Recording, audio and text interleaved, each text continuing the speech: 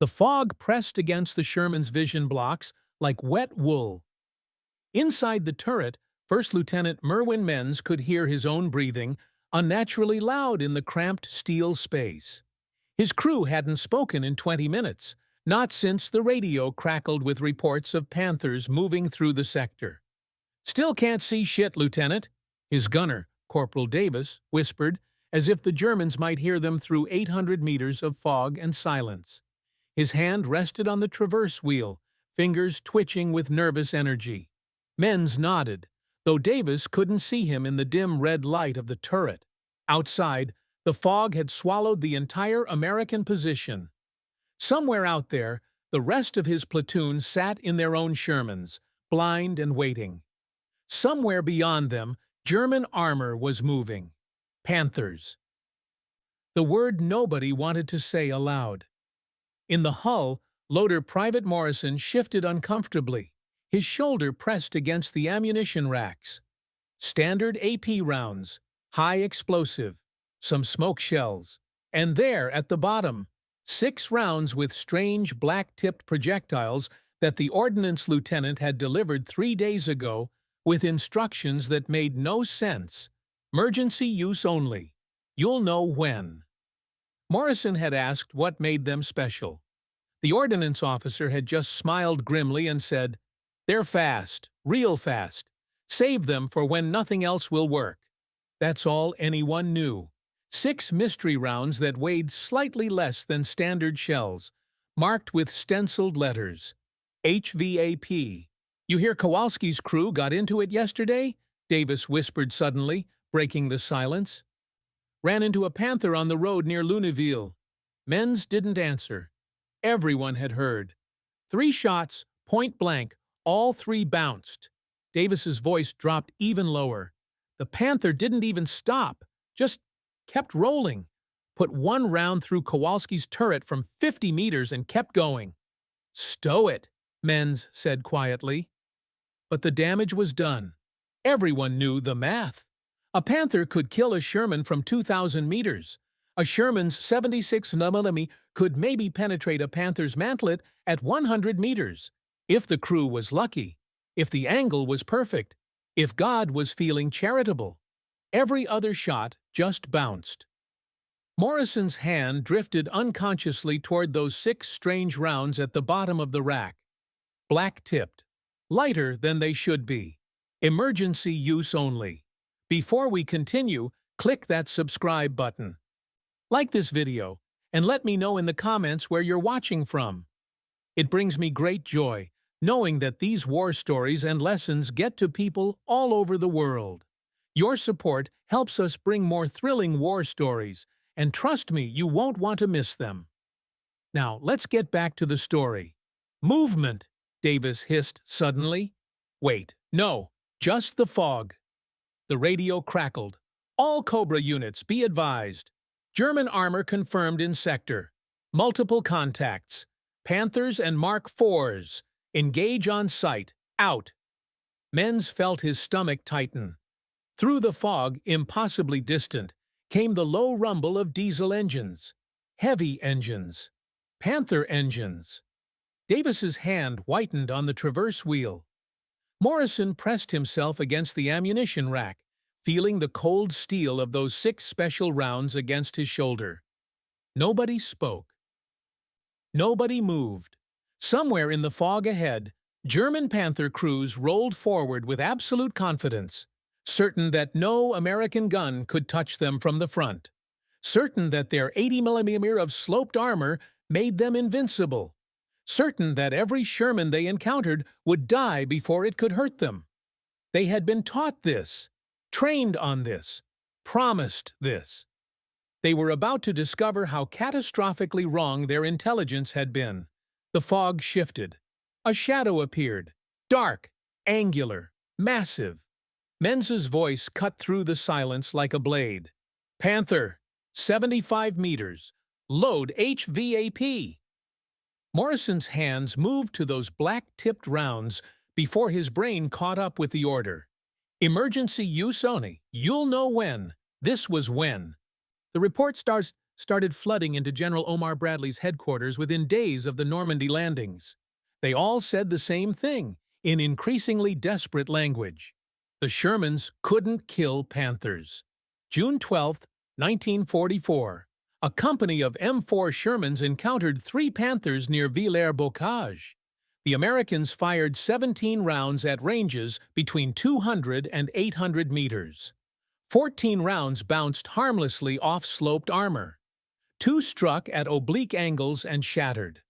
1 lucky shot penetrated a track, immobilizing but not destroying the Panther, which then systematically destroyed 4 Shermans before withdrawing. June 19th. Another engagement. Sherman crews reported firing, until we ran out of ammunition, at a Panther that simply absorbed the impacts and continued advancing. The after-action report noted clinically, 75mm AP ineffective against frontal aspect at all tested ranges. By early July, American tank crews were trading bitter jokes in field kitchens. How do you kill a Panther? Wait for it to run out of fuel. The laughter was hollow.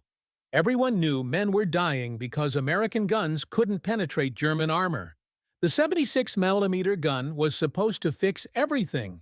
Army ordnance had promised commanders that the new weapon would handle any German tank. When the first complaints reached General Dwight Eisenhower on July 2nd, complaints that even the 76mm couldn't reliably penetrate Panthers frontally, his response was volcanic. "You mean our 76 won't knock these Panthers out?" Witnesses recalled him shouting. "Why, I thought it was going to be the wonder gun of the war." The meeting devolved into what one staff officer later described as the angriest I'd ever seen Ike. Ordnance had assured him. Testing had confirmed it.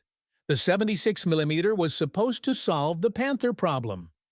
Instead, field reports showed Sherman crews still dying in frontal engagements, still forced to maneuver desperately for flank shots while Panthers picked them off from ranges where American guns were useless. A board convened on July 12th to review the crisis. The technical findings were damning. The 76mm M1 gun, firing standard M62 armor-piercing rounds, could penetrate 109mm of armor at 1,000 meters under ideal conditions. The Panther's sloped 80mm glacis presented an effective thickness of approximately 140mm. The math was simple and brutal. American guns could not penetrate German armor frontally at combat ranges. The 76mm could theoretically punch through the Panther's gun mantlet, but only at ranges under 100 meters, where the Panther's superior gun could destroy a Sherman with contemptuous ease. Tank doctrine called this danger close range. Sherman crews had another term for it: suicide range. Bradley ordered every available 76mm Sherman rushed to the front. On July 25th, during Operation Cobra's opening phase, 102 M4A1 76 tanks entered combat for the first time. Crews approached the improved Shermans with desperate hope. Maybe this time, American engineering would deliver what had been promised. The hope died within hours. The 76mm was better than the 75mm. It could kill Panzer IVs reliably. It could handle assault guns. But against Panthers, at the ranges where combat actually occurred, Sherman crews were still outmatched, still forced into tactical desperation, still writing letters home they hoped wouldn't be their last. By August 1944, the United States Army faced a crisis that threatened to undermine the entire armored offensive into Germany. American tank crews had superior training, better radios, overwhelming numerical superiority, and guns that couldn't kill the enemy's primary medium tank from the front. Something had to change, fast. The answer was already being forged in metallurgical laboratories back home, a round so advanced, so material-intensive, and so desperately needed that production could barely keep pace with demand. A round that would arrive in Europe measured not in thousands, but in handfuls per tank. The breakthrough came not from tank designers or artillery officers, but from metallurgists working in laboratories far from the battlefield. Their solution abandoned every conventional assumption about armor-piercing ammunition. Traditional AP rounds relied on mass and hardness, solid steel projectiles designed to smash through armor plates by brute force. American engineers took a radically different approach. What if you could concentrate all the projectile's kinetic energy into a smaller, impossibly dense penetrator, moving at extreme velocity? The result was the T-4 round, standardized in July 1944 as the M93 Hvap high-velocity armor-piercing. At its core sat a tungsten carbide penetrator, one of the hardest materials known to industrial science. Tungsten carbide could withstand the explosive forces of firing and the catastrophic impact against armor without shattering. But tungsten was also extraordinarily dense, nearly twice as dense as steel. A solid tungsten projectile would be too heavy, too slow. The engineering solution was elegant. Surround the tungsten core with a lightweight aluminum body and ballistic cap. The aluminum sabot reduced the projectile's overall weight dramatically while maintaining aerodynamic stability. Upon firing, the lightweight body carried the dense tungsten core to extreme velocities. Upon impact, the aluminum shattered away, leaving the tungsten penetrator to punch through armor with concentrated fury. The performance numbers were staggering. The M93 round achieved a muzzle velocity of 1,036 meters per second, compared to 792 mph for the standard M62 AP round. That 244 mph difference translated into devastating penetrating power. At 1,000 yards, the Hvap could defeat 150 to 160 millimeters of armor at moderate obliquity. Against a Panther's 100mm gun mantelet, this meant reliable penetration at ranges exceeding 1,000 meters. The desperate point-blank engagements that had killed so many Sherman crews suddenly became unnecessary. The Panther's most vulnerable frontal component, previously exploitable only at suicide ranges, became a viable target at distances where American crews could actually survive. War Department testing confirmed what engineers had calculated. Hvap transformed the 76mm gun from marginally adequate to genuinely lethal against German armor. The round rewrote tactical doctrine overnight, but Germany couldn't replicate it. The Reich's tungsten supplies had collapsed. Before the war, Germany imported tungsten from Portugal and occupied France. By 1944, Allied advances had severed French sources, and Portuguese shipments dwindled to nothing as Lisbon recognized which side would win.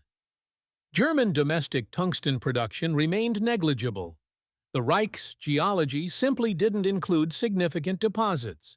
Sweden provided limited tungsten exports, but by late 1944, Swedish shipments declined sharply as Stockholm hedged its bets on Germany's survival.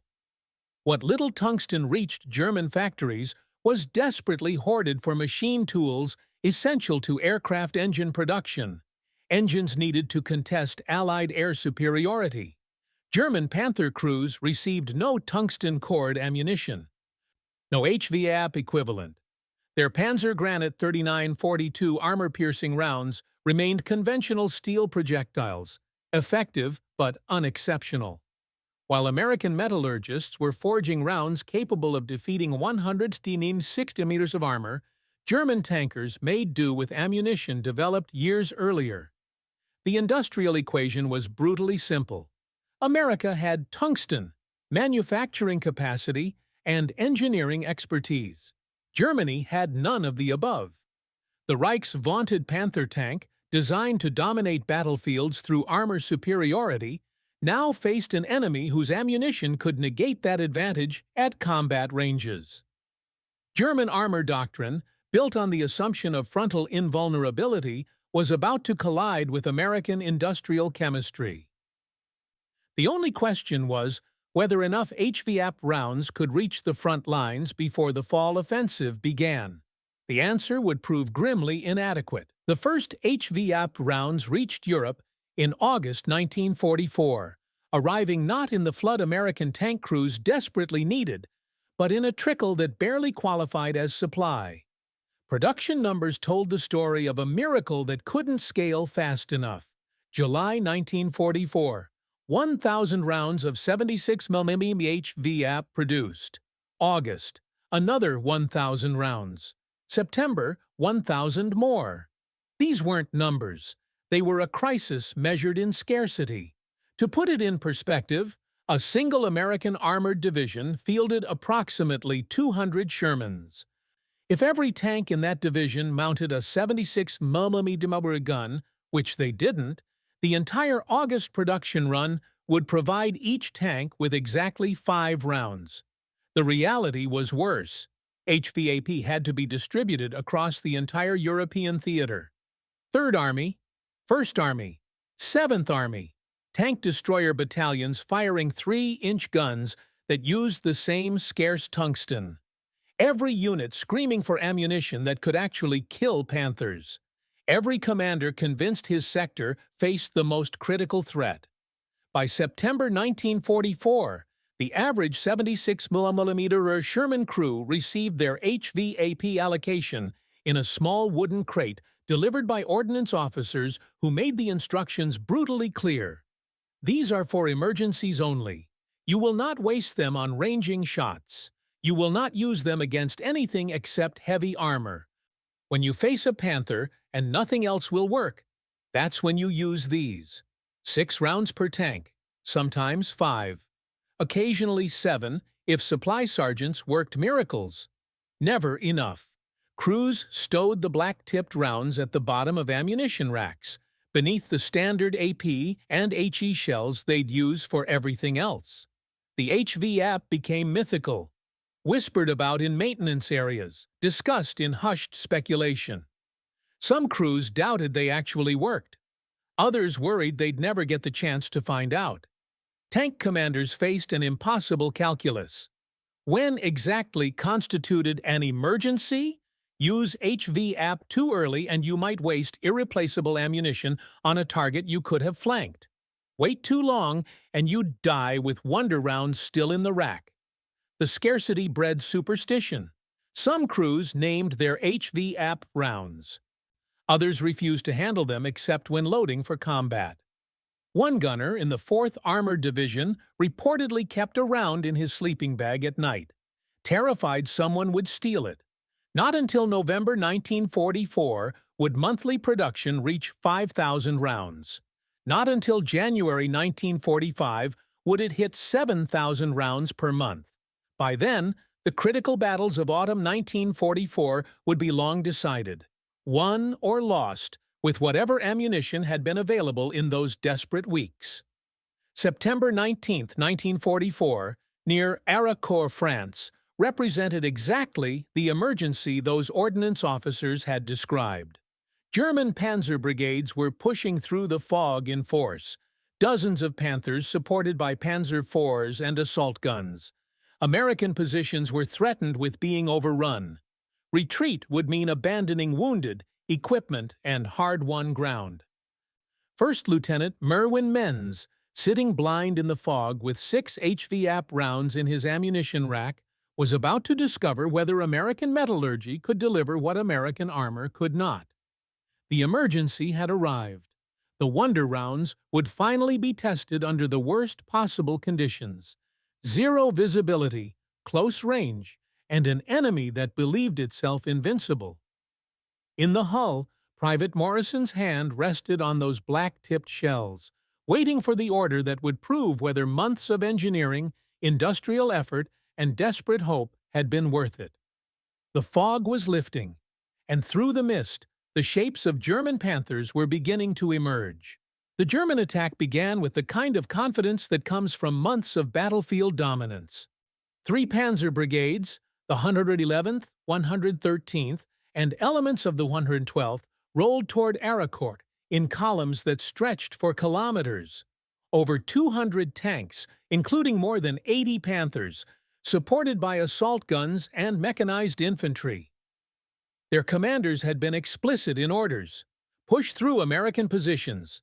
The enemy cannot stop Panthers frontally. Speed and aggression will carry the day. What those commanders hadn't done was adequate reconnaissance. The fog that blanketed the Araucourt sector wasn't just inconvenient, it was tactically catastrophic. German reconnaissance units, already stretched thin by losses across France, provided minimal intelligence about American positions, strength, or deployment. The attack plan relied on assumption and arrogance. Shermans would retreat or die. Either outcome was acceptable. Inside the advancing Panthers, crews experienced the intoxicating confidence their training had instilled. For months, they'd been taught a simple truth: your armor is superior, your gun is superior, American tanks cannot hurt you from the front. Every engagement in Normandy, every firefight across France, had confirmed this doctrine. Panthers that maintained frontal aspects survived. Panthers that pushed aggressively won. But these weren't the veteran crews that had fought through Normandy. Those men were dead, wounded, or scattered across a dozen desperate defensive actions. The Wehrmacht was scraping training depots, pulling instructors from Panzer schools, promoting tank commanders who'd barely seen combat. The crews advancing through the fog near Araucourt averaged weeks of combat experience. Some had days. One Panther commander, Lieutenant Hans Becker of the 113th Panzer Brigade, later described the advance in his after-action report. We could see perhaps 50 meters. Radio discipline collapsed as units lost visual contact. We advanced because we were told the Americans were weak in this sector. We believed our armor would protect us. The fog reduced visibility to ghost shapes and shadows. German columns bunched together, tanks nearly colliding as drivers tried to maintain formation they couldn't see. Officers shouted into radios, trying to coordinate an attack that had devolved into blind stumbling. Across the fog-shrouded fields, American positions waited with the discipline of veterans. The 37th Tank Battalion had fought from Normandy to the German border. They knew terrain intimacy, every hedgerow, every depression, every firing position. They'd ranged their guns days earlier. They had clear fields of fire mapped mentally even when they couldn't see through the fog. Most critically, they had radio discipline. American tank companies communicated clearly, coordinating movements and sharing target information with practiced efficiency. German units, by contrast, clogged their frequencies with panicked transmissions as the fog disoriented inexperienced crews. The tactical mismatch was profound. Confident Panthers crewed by novices, advancing blind into prepared positions, held by Sherman crews who'd survived months of brutal combat. German armor superiority meant nothing if crews couldn't see targets, couldn't coordinate fires, couldn't recognize the kill zones they were entering.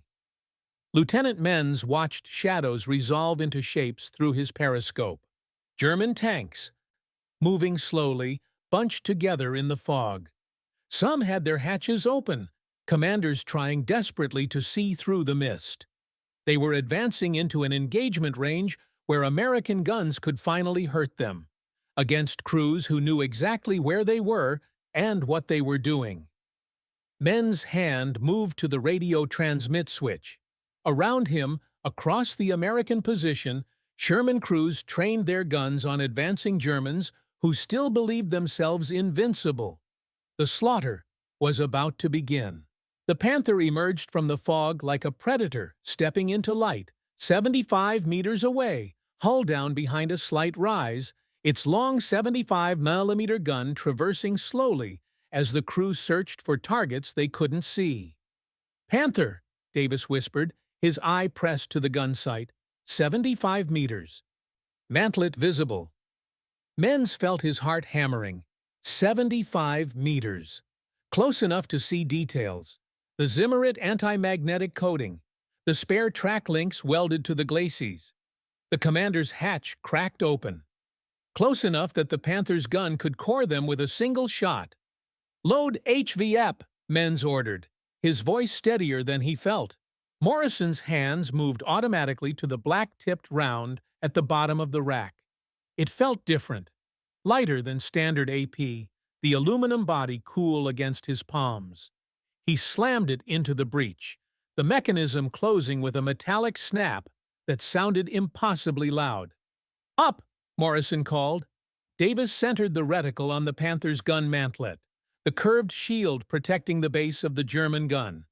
A target Sherman crews had been told to avoid unless suicidally close. A target that had defeated American rounds at this range 100 times before. "Identified," Davis said. "Fire!" Menz commanded. The 76mm gun roared. The Hvap round left the barrel at 1,036 meters per second, faster than sound, faster than thought. The tungsten carbide core struck the Panther's mantlet and punched through 100 mm of cast steel like it was sheet metal. Inside the German tank, the penetration was catastrophic. The tungsten penetrator, traveling at hypersonic velocity, turned into a jet of superheated metal and spalling fragments that shredded everything in the turret. It struck the ammunition storage directly behind the gun breech. The Panther's ammunition detonated. What happened next occurred faster than human perception could process. 40 rounds of 75mm ammunition, high explosive, armor-piercing, everything, cooked off simultaneously. The internal pressure spike exceeded anything the turret was designed to contend. The entire turret assembly, 11 tons of cast and welded steel, lifted off the hull ring and rose into the air, propelled by the explosion, tumbling slowly before crashing to the ground 3 meters away. Flames erupted from the open hull, black smoke boiling into the fog. The entire engagement, from Menz's command to the Panther's destruction, took 4 seconds. "Jesus Christ," Morrison breathed. "It went straight through." But there was no time to process the miracle.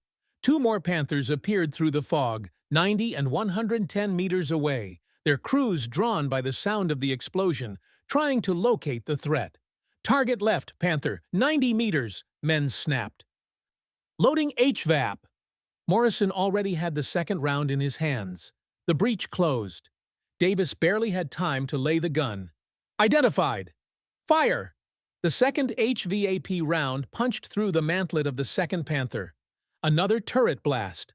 Another column of flame reaching into the fog. Third Panther, 110 meters. Turret traversing frantically, the German gunner searching desperately for the Sherman that was killing his company. "HVAP up!" "Fire!" 3 shots. 3 Panthers dead. 3 turrets blown off their hull rings. The engagement lasted less than 30 seconds. Across the radio net, stunned transmissions from other American positions confirmed penetration at 800 meters. Panther down, mantlet shot. "HVAP works. Repeat, HVAP works." And then, faintly, German radio traffic intercepted by American signals intelligence. "They're penetrating us frontally. How is this possible? What ammunition are they using?" The question would be repeated in increasingly panicked German after-action reports for the rest of the battle. Everything the Wehrmacht believed about Panther invulnerability had just died in the fog of Aracourt. While Shermans engaged at close range through the fog, the M18 Hellcat tank destroyers had been repositioning with the speed that gave them their nickname. Mounting the same 76mm gun as the Sherman, but on a chassis that could sprint at 55 miles per hour, the Hellcats operated with a completely different tactical doctrine: shoot and scoot. Lieutenant Colonel Abrams had positioned his tank destroyer platoons on the flanks, where they could exploit their mobility and longer engagement ranges. When the first Panthers died in the fog, the Hellcat crews knew exactly what to do. "Contact, multiple Panthers, 1,200 meters, moving in column," the lead Hellcat commander reported, his voice clinical despite what he was seeing. Through gaps in the fog, German armor was bunching up, tanks slowing, commanders trying to understand why their lead elements had stopped transmitting, why smoke columns were rising from positions that should have been already overrun. The Hellcats carried Hvap too. Not many, perhaps 8 rounds per vehicle, instead of the Shermans 5 or 6. But at 200 meters, with better visibility from their flank positions, they could use them the way engineers had intended. Precision shots at ranges where German crews never expected to be vulnerable. Hvap loaded, range 200, targeting lead Panther. The first Hellcat fired.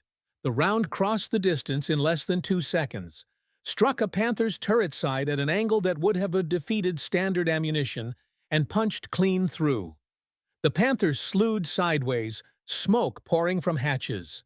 Target destroyed, shifting fire. The second Hellcat engaged a Panther at 1,100 meters, a frontal mantlet shot that would have been impossible with standard rounds. The Hvap penetrated. The Panther stopped, turret traversing uselessly as the crew bailed out into the fog. What made the Hellcats devastating wasn't just their ammunition, it was their mobility and doctrine. Fire 3 rounds, displace 400 meters, fire again from a new position. German return fire struck positions the Hellcats had already abandoned. Panther crews, trained to engage targets methodically at range, found themselves fighting ghosts that appeared, were billed, and vanished into the fog. Multiple contacts collapsing formation, one Hellcat commander reported with grim satisfaction. They're bunching up, can't identify firing positions. The German advance, already disoriented by fog and close-range Sherman kills, encountered a new nightmare. Long-range fires from invisible positions, penetrating armor that was supposed to be immune. Killing Panthers from angles and distances German doctrine said were safe. A Panzer IV, trying to locate the Hellcats, took an Hvap round through its thinner side armor at 900 meters. It brewed up instantly, ammunition cooking off in a fireball that illuminated the fog like a beacon, silhouetting other German tanks for American gunners. "Target-rich environment," a Hellcat gunner radioed, his voice tight with adrenaline. Multiple Panthers exposed, 1,000 meters stationary. They were stationary because their commanders were screaming into radios, demanding information, trying to coordinate a response to threats they couldn't locate. While they sat still, arguing over frequencies, Hellcat Hvap rounds found them. By mid-morning, the German advance had stalled completely. Panthers that had rolled forward with absolute confidence now sat burning along hedgerows. Others retreated blindly, commanders terrified of an enemy that could kill them from the front at ranges where they'd been taught they were invincible. The 113th Panzer Brigade's after-action report, written that evening, captured the chaos in clinical German military prose. Encountered new American ammunition type, unknown penetration characteristics, Panthers destroyed by frontal hits at extended ranges. Request immediate intelligence assessment. The intelligence assessment, when it came, would be too late. The tactical revolution was already complete. American tank destroyers, dismissed by some as too lightly armored, had just demonstrated that in modern warfare, mobility and firepower could defeat armor, especially when that firepower could punch through anything on the battlefield. By 11 o'clock hours, the fog that had shrouded Aracourt began to thin. Patchy visibility improved to 200 meters, then 500. Then suddenly, terribly for the Germans, clear autumn sky stretched overhead. The P-47 Thunderbolts had been circling above the cloud deck for an hour, their pilots listening to ground controller radio traffic with mounting frustration. Below them, American tanks were slaughtering Panthers in the fog. Above, 8 aircraft loaded with rockets and 50 caliber ammunition could do nothing but wait. Cobra ground, this is Hawkeye lead. Visibility improving. We have visual on smoke columns. Request clearance to engage. The forward air controller, crouched in a half-track with a radio and marked maps, checked his plot one final time. American positions marked in blue. Known German concentrations in red. The geometry was clear. Hawkeye led. You are cleared hot. Enemy armor in columns east of Aracourt. Watch for friendly Hellcats operating on southern flank. Hawkeye led copies. Going in. The P-47s rolled into their attack dives at 1,000 feet, pilots scanning for targets that were suddenly, catastrophically visible. German columns stretched across the landscape. Panthers, Panzer IVs, half-tracks, supply trucks, all bunched together in traffic jams created by destroyed lead elements and panicked commanders. The first Thunderbolt screamed down at 400 miles per hour, its pilot centering a stationary Panther in his sight. He pickled two 5-inch HVAR rockets. The rockets struck the Panther's engine deck, the thinner top armor that crews couldn't angle, couldn't hide. The explosion blew through into the engine compartment. Fuel ignited. The tank burned. Good hit, good hit. Multiple targets, moving to rockets. 7 more P-47s followed in sequence, each pilot selecting targets from what had become a shooting gallery. Rockets slammed into tank decks. 50-caliber rounds raked soft-skinned vehicles and any crew foolish enough to be outside their tanks. Trucks exploded. Half-tracks burned. Infantry scattered into fields where they became targets for strafing runs. The psychological impact was devastating. German crews, already reeling from frontal penetrations by American guns, now faced attack from above, from an element they couldn't fight, couldn't hide from, couldn't escape. Panther commanders who'd been trained to dominate ground warfare discovered their vaunted armor meant nothing against aerial attack. And then the artillery joined in. American forward observers, finally able to see through lifting fog, called in fire missions with coordinates they'd been updating all morning. 105mm and 155mm batteries, positioned kilometers behind American lines, opened fire with devastating accuracy. Fire mission, Concentration Hotel 7, enemy armor in the open. Fire for effect. High explosive shells airbursted over German formations. Shrapnel raked anything exposed. Panthers buttoned up, crews blind behind closed hatches, unable to move without infantry support that was being shredded by artillery and aircraft. One German company commander, Hauptmann Müller of the 111th Panzer Brigade, later described the moment in his debriefing. We could not advance into American guns. We could not retreat through American artillery. We could not remain stationary under American aircraft. There was no tactical solution. This was combined arms warfare executed with brutal efficiency.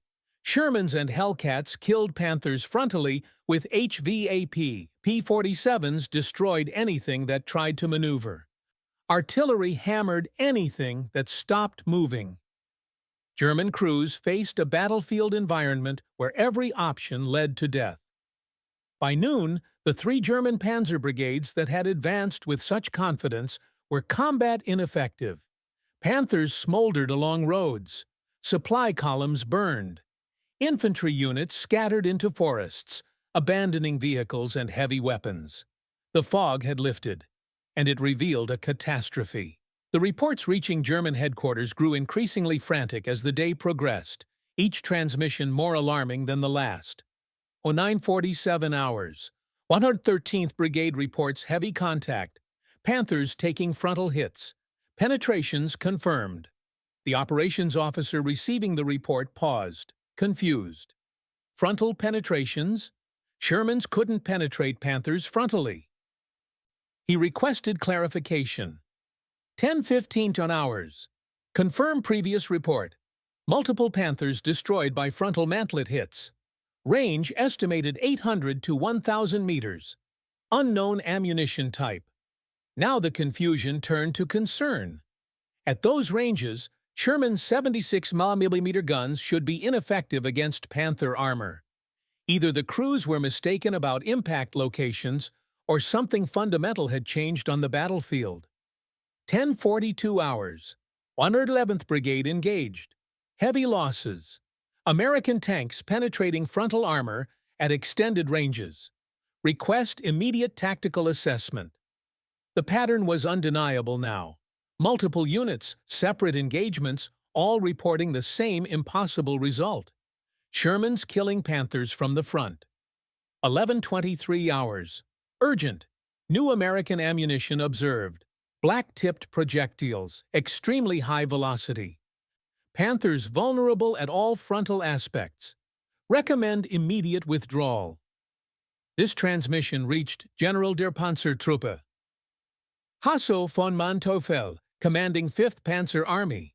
Von Manteuffel was a veteran of the Eastern Front, a professional who'd seen Soviet tanks, British Fireflies, and now American Shermans. He knew armor warfare, and what his subordinates were reporting made no tactical sense, unless American intelligence had been catastrophically underestimated. 12:04 hours. A signals intelligence intercept caught a German company commander's radio transmission. Sent in the clear. Protocol abandoned in panic. They have 90mm guns. Repeat. Americans have 90mm guns. Request permission to withdraw immediately. They didn't have 90mm guns, but German crews, watching Hvap rounds punch through mantlets at ranges where 76mm guns were supposed to be harmless, concluded the Americans must have deployed heavier weapons. It was the only explanation that made sense to crews trained on the doctrine of Panther superiority. The misidentification spread through German ranks like wildfire. Panther crews reported 90mm Shermans. Tank commanders radioed warnings about new American heavy tanks. After-action reports documented unknown gun type, possibly 90mm or larger, even though every destroyed American tank recovered showed standard 76mm weapons. 12:47 hours. 112th Brigade Combat Group withdrawing under pressure. Estimated 40% casualties. American armor superiority confirmed. Cannot hold current positions. The psychological collapse was more devastating than the physical losses. German doctrine had built Panther crews' confidence on a simple foundation. You are invulnerable frontally. Advance aggressively. Destroy American tanks at range. When that foundation shattered, when Sherman started killing Panthers from the front at combat distances, German tactical thinking collapsed with it. Crews that had pushed forward confidently now hesitated. Commanders who'd ordered aggressive advances now counseled caution. Panthers that should have dominated the battlefield instead retreated to defensive positions, their crews terrified of an enemy they'd been taught to despise. 14:30 hours. The consolidated afternoon report reached von Manteuffel's headquarters. All 3 brigades report new American ammunition type with unknown penetration characteristics. Panthers no longer immune to frontal engagement. Recommend immediate intelligence assessment and tactical revision. Von Manteuffel read the report twice, the face grim. He'd commanded Panthers in Russia. He knew their capabilities intimately, and he knew that if American guns could now penetrate them frontally, the entire German defensive strategy in the West had become obsolete. He drafted an urgent message to OB West, Oberbefehlshaber West, the German High Command for the Western Front. Americans have deployed new armor-piercing ammunition. Panther frontal immunity no longer assured. Request immediate technical assessment and ammunition samples if possible. The technical assessment would come too late. The ammunition samples would reveal tungsten cores Germany couldn't replicate. And by then, the Battle of Aricourt would be over, with 86 German tanks burning in French fields. Their crews' confidence destroyed as completely as their armor. The technical intelligence report reached German headquarters 3 days after Aricourt. A recovered Hvap round, extracted from a destroyed Panther's turret, sat on an examination table in a Wehrmacht ordnance facility. Metallurgists studied the black-tipped projectile with growing dismay. Tungsten carbide core, approximately 0.88 kilograms, aluminum sabot body. Estimated muzzle velocity exceeds 1,000 meters per second. The officer receiving the report understood the implications immediately. This wasn't incremental improvement. This was a materials science breakthrough that Germany had no capacity to replicate. The numbers were devastating. In 1944, the United States imported approximately 3,600 metric tons of tungsten concentrates from China alone. 36% of global production funneled directly to American industry. Domestic U.S. production from Colorado, Nevada, and California added another 200 metric tons. Total American tungsten availability, nearly 5,000 metric tons annually, with reserves to spare. Germany, by contrast, received perhaps 200 metric tons from Sweden in 1944, shipments declining monthly as Swedish neutrality shifted toward the obvious victors.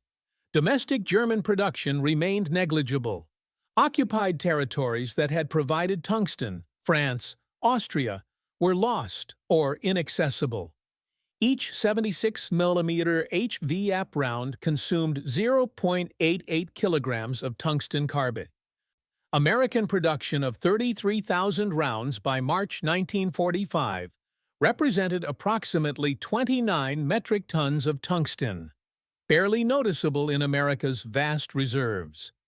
Germany couldn't produce 33,000 tungsten-cored rounds for any weapon system, let alone divert that much strategic material to a single ammunition type. What little tungsten reached German factories was hoarded desperately for machine tools, the high-speed cutting tools essential for manufacturing aircraft engines, especially the jet engines that represented Germany's last hope for air superiority. Every kilogram diverted to ammunition was a kilogram not available for tool steel that kept aircraft production running. The industrial equation was brutally simple. America could afford to fire tungsten at German tanks. Germany could not afford to fire tungsten back. By November 1944, American HVAP production reached 5,000 rounds monthly. By January 1945, 7,000 rounds monthly. The production curve accelerated as manufacturers optimized processes, secured supply chains, and ramped up capacity. American industry was doing what it did best, turning scientific innovation into mass production. German ordnance officers drafted desperate reports recommending increased armor thickness, redesigned mantlets, tactical changes to avoid frontal engagements. But every solution required resources Germany didn't have. More tungsten for harder armor, more manufacturing capacity for redesigns, more time for training crews on new tactics. Meanwhile, German Panther doctrine, built over years, validated in hundreds of engagements, codified in training manuals, was collapsing. Crews who'd been taught advance aggressively. Your frontal armor is immune. Now hesitated, flanked, retreated. The psychological advantage that had made Panthers devastating was evaporating. American tankers noticed the change immediately. Sherman crews reported Panthers withdrawing from engagements they would have pushed weeks earlier. German armor, once aggressive and confident, became cautious and defensive. A captured German Panther commander, interrogated after Aracourt, described the shift.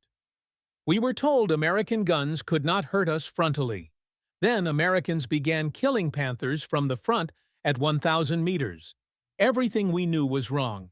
How do you fight when your training is obsolete? The answer was, you don't. Not effectively. Not when the enemy possesses industrial capacity you cannot match, materials you cannot source, and ammunition you cannot replicate. By the spring of 1945, the Panthers' reign as the dominant medium tank was over. ended not by better Allied tanks, but by better Allied ammunition, produced in quantities only American industry could sustain. Germany had built superior armor. America had built superior logistics, chemistry, and supply chains. On the battlefield, logistics won. When the fighting around Eracourt finally ended on September 29, 1944, the battlefield assessment revealed a slaughter that defied conventional armor warfare mathematics. 86 German tanks destroyed. Panthers, Panzer IVs, assault guns, entire formations obliterated across 10 days of combat. Burnt-out hulls littered the French countryside. Turrets blown off. Armor penetrated from angles German crews had been taught were immune. 25 U.S. tanks lost, a loss ratio of nearly 3.5 to 1 in favor of the Americans, a complete inversion of the typical Sherman versus Panther exchange rate that had plagued American armor since Normandy. The numbers told only part of the story. More significant was how those German tanks had died. After-action reports documented frontal penetrations at ranges exceeding 800 meters, mantlet hits that punched clean through and detonated ammunition. Panthers destroyed by guns, they were designed to defeat, killed by ammunition, German intelligence had never warned existed. First Lieutenant Merwin Menz survived the battle. In post-action interviews, he described the moment Hvap transformed his crew's psychology. For months, we'd been fighting at a disadvantage. We knew Panthers could kill us from distances where we couldn't hurt them. Then we fired Hvap, and suddenly we were on equal footing. Maybe better. That changes everything about how you fight. The 6 Hvap rounds Menz had carried into battle? He'd expended all of them by September 22nd. 4 confirmed Panther kills, 2 probable. His crew requested resupply immediately. By late September, with production ramping up, they received 12 rounds instead of 6. Hvap became something beyond ammunition. It became a symbol. Symbol of American industrial adaptability. Symbol of scientific problem-solving under pressure. Symbol that superior engineering could overcome battlefield disadvantages. Sherman crews who'd felt outmatched and outgunned for months suddenly had confidence. The whispered conversations in maintenance areas changed from "How do we survive Panthers?" to "How many Hvap rounds are we getting?" For German armor forces, Eracourt represented a psychological collapse from which the Panther never recovered. The myth of frontal invulnerability, the doctrine that had made Panther crews aggressive and confident, died in the fog of those September battles. Post-Eracourt, German tactical manuals were hastily revised. New training emphasized defensive positions, hull-down tactics, avoiding frontal engagements with American armor. Panthers that had pushed forward with certainty now fought cautiously. Commanders second-guessing every advance. Crews terrified that the next Sherman they encountered might be carrying the black-tipped rounds that killed from impossible ranges. Captured documents revealed the depth of German confusion. One intelligence report from October 1944 stated, "Americans have deployed ammunition with penetration characteristics exceeding theoretical calculations for 76mm guns. Recommend treating all American 76mm equipped tanks as heavy anti-tank threats at all ranges." The recommendation was tactically sound, but operationally impossible. Treating every Sherman as a deadly threat meant German armor lost its aggressive edge, the very quality that had made it effective. By December 1944, Hvap distribution reached levels that made it standard issue rather than emergency-only ammunition. Sherman crews carried 15 to 20 Hvap rounds instead of 5 to 6. The scarcity that had defined its early deployment evaporated as American production hit stride. The Panther remained a formidable tank through war's end, well-armored, powerfully armed, technically sophisticated, but it never regained the aura of invincibility that had made it psychologically dominant. September 19, 1944, in the fog near Aracourt, marked the day that myth died. American metallurgists, working in laboratories thousands of miles from the front, had achieved what armor thickness and gun caliber could not. They'd leveled the battlefield. They'd proven that industrial capacity, scientific innovation, and tungsten supply chains could defeat superior enemy designs. The Panther era was over. The age of American industrial dominance had arrived, and it had been delivered in 6 black-tipped rounds fired through the fog into the heart of German armor doctrine.